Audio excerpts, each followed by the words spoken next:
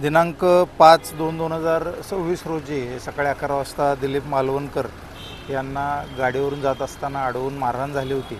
त्या संबंधाने त्यांनी Vitthalwadi police station येथे तक्रार दिली होती।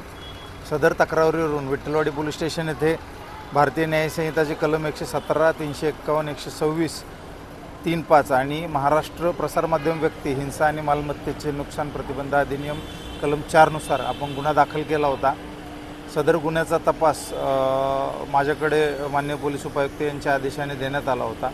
सदर तपासादरम्यान आम्ही CCTV फुटेजचे अवलोकन करून 2 संशयित आरोपींना अटक केलेली आहे।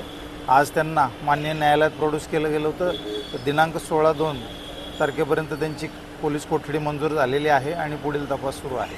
तर या प्रकरणामध्ये काही पॉलिटिकल लोकांची इन्व्हॉल्वमेंट असल्याची आरोप मालवणकर यांनी केले होते, त्याच्यात काही तथ्य आढळलं आहे का? त्यांनी त्यांच्या फिर्यादमध्ये जरी तसं नमूद केलं असेल तरी सध्या त्याच्यावर तपास चालू आहे। सध्या रिमांडमध्ये आरोपी मिळालेले आहेत। पुढील आरोपींच्या विचारपूस केल्यानंतर त्यामध्ये तपासात जे निष्पन्न होईल त्याबद्दल आपल्याला माहिती देण्यात येईल। या हल्ल्यामागचं नक्की कारण काय आलं आहे? अद्याप तो अजून एक आरोपी अटक होणं बाकी आहे।